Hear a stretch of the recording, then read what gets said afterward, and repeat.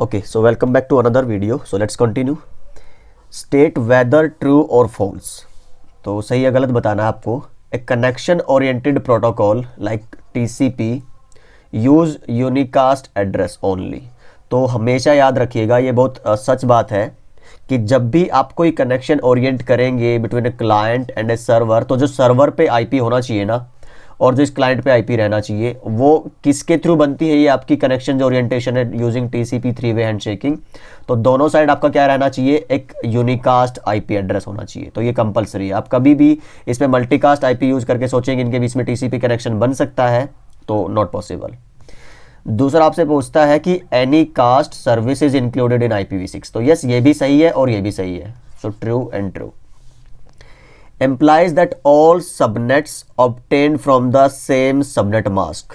तो कौन सी सबनेटिंग है जो बोलती है कि सेम सबनेट मास्क से ही सारे के सारे एड्रेसेस लिए गए हैं, सारे सबनेट्स? तो वो है आपका स्टैटिक सबनेटिंग. डायनामिक तो यस, इसका मतलब कुछ ऐसा हुआ जब आप लिखते हैं 255.255.248.0 क्लास बी में, जब इस तरह की सबनेटिंग आप करते हैं, इसका मतलब ये सबनेटिंग के बाद जो आपको सबनेट मास्क मिला है हर एक नेटवर्क के लिए, चाहे आपको 16 सबनेट बनाए हो आपने, चाहे फिर 256 सबनेट्स बनाए हो, हर किसी में सबनेट मास्क सेम यूज होगा. मींस नंबर ऑफ जो आईपीज या नंबर ऑफ जो यूजेबल होस्ट मिलेंगे पर सबनेट, वो सेम मिलेंगे आपको. तो इस तरह की सबनेटिंग किसमें आती है? आपकी स्टैटिक सबनेटिंग. एक होती है दूसरी कौन सी? आपकी VLSM वाली, वेरिएबल लेंथ सबनेटिंग, ये वाली. तो इसमें ऐसा नहीं है, उसमें सबनेट्स का जो सबनेट मास्क है वो वेरी करता है, कर सकता है हर एक का अलग अलग का. ओके.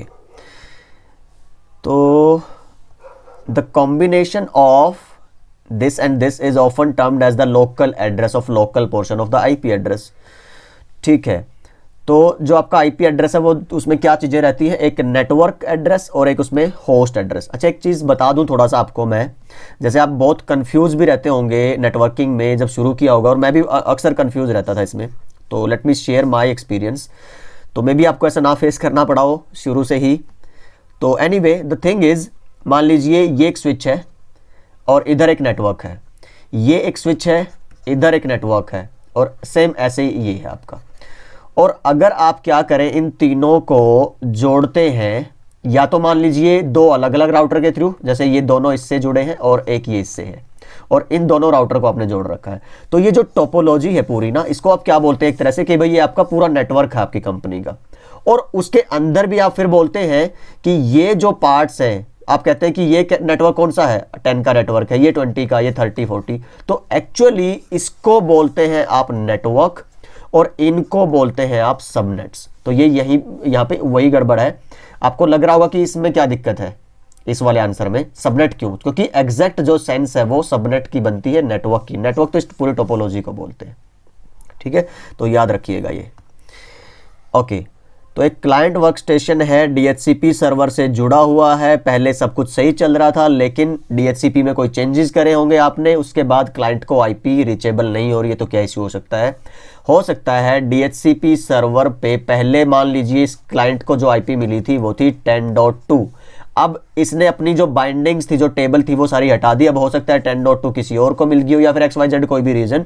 तो इस केस में ये ट्रबल शूटिंग भी है आपकी बहुत अच्छे वाली. जब आप नेटवर्क्स में काम करते हैं तो हमेशा कुछ भी हायर लेवल के ट्रबल शूटिंग चेंजेस करने से पहले, जो कंट्रोल्स हैं आपके, चेंज कंट्रोल, आप कोशिश करिए अपने एंड डिवाइसेस पे, आप वहां पे जाइए विंडो R में, CMD, और आईपी को क्या करिए? चेंज करने की कोशिश कर लीजिए. अब आप जाएंगे जैसे ncpa.cpl करेंगे और वहां पे जाके आईपी चेंज करेंगे, उसमें टाइम लगेगा. उससे अच्छा क्या है, यहाँ पे कमांड आती है, और वो कमांड क्या बोलती है कि आप आईपी कॉन्फ़िग, जो आपको आईपी मिली हुई थी ना, तो उसको आप कर दीजिए रिलीज, राइट.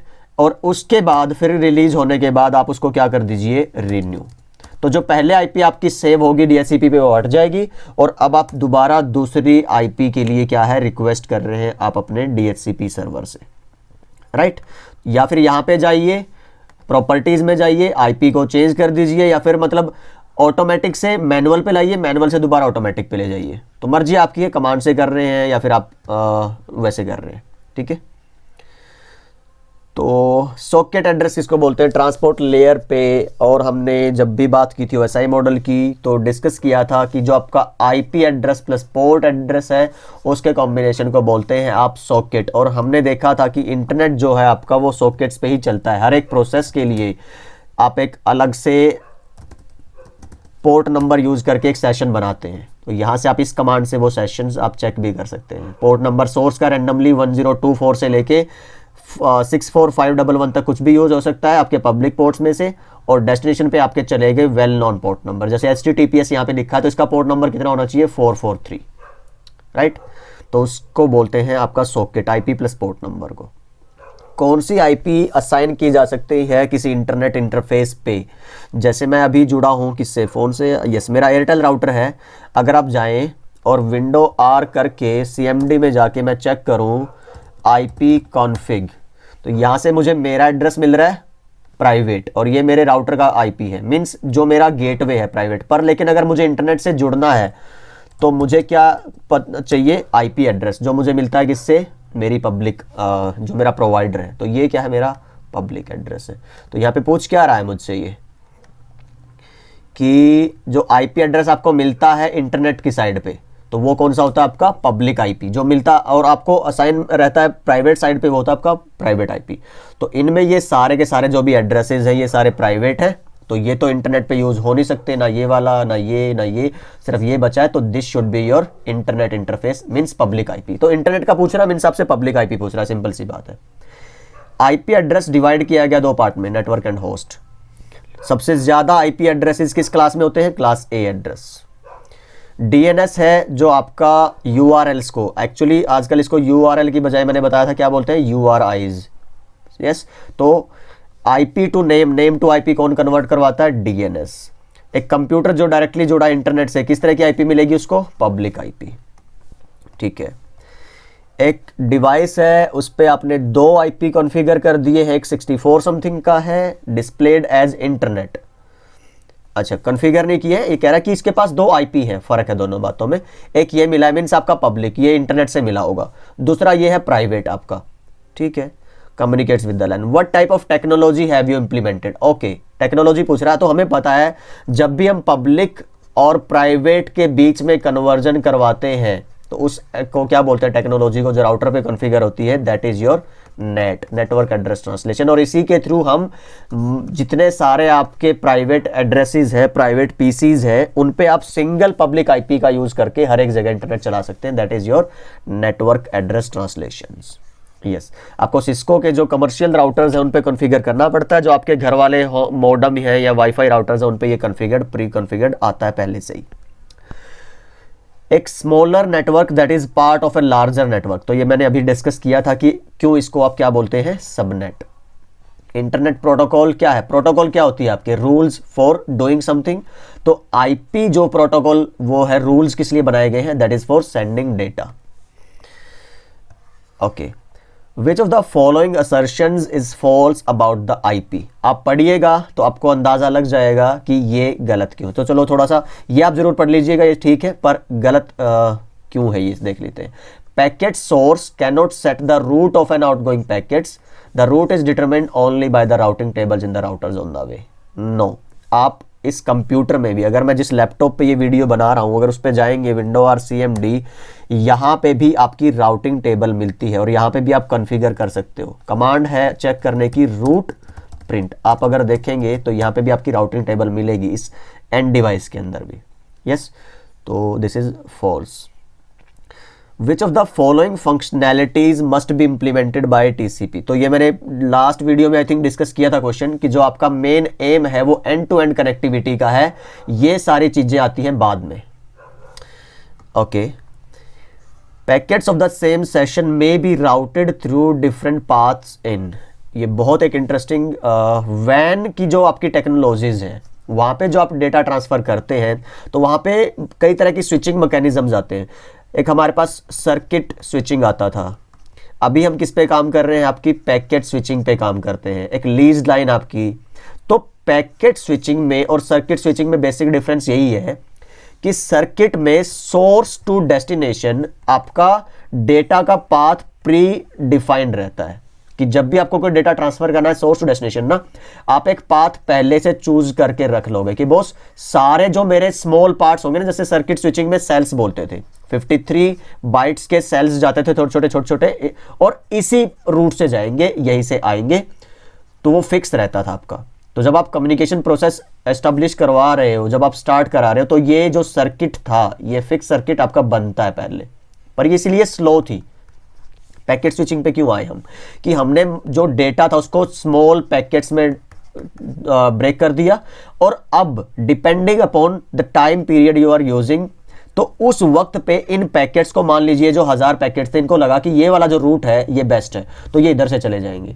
लेकिन जो अगले 1000 1500 या जो भी पैकेट्स हैं, उनको लगेगा कि नहीं यार वो कंजेस्टेड रूट है, इधर से चलते हैं, ये वाला एम्प्टी पाथ है, तो आप ये भी यूज कर सकते हैं।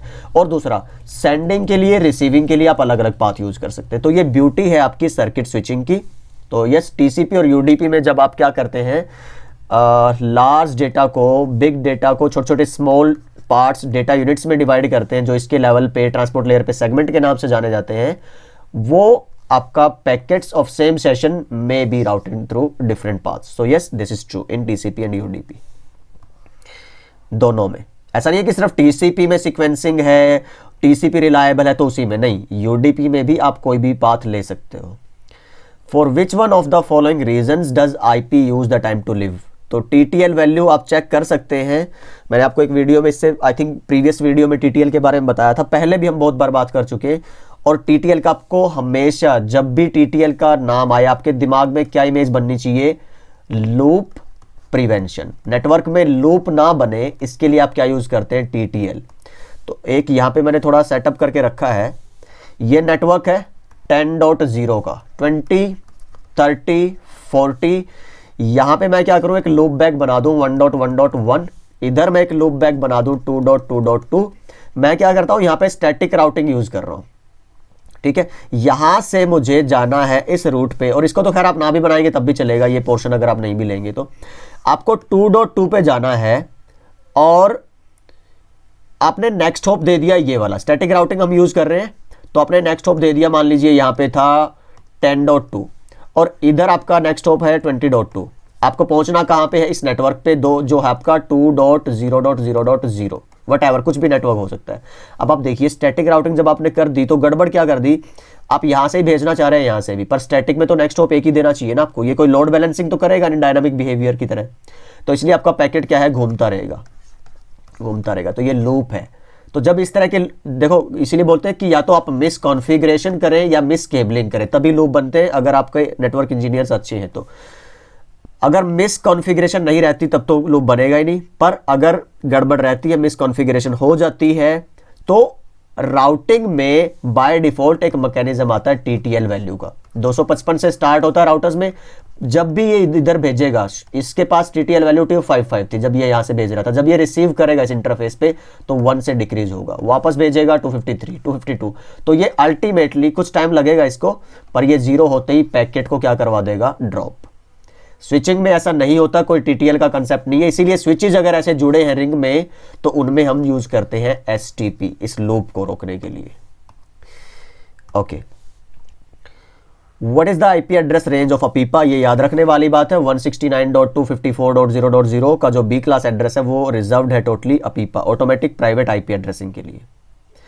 पोर्ट नंबर टीसीपी कनेक्शन में क्या स्पेसिफाई करवाता है, तो हमें पता है प्रोसेसेस स्पेसिफाई करवाता है। अगर आप किसी ब्राउजर पे जाते हैं, मल्टीपल टैब्स ओपन करते हैं, वहां पे ये अलग प्रोसेस है, ये आपका अलग प्रोसेस है, ध्यान रखिएगा।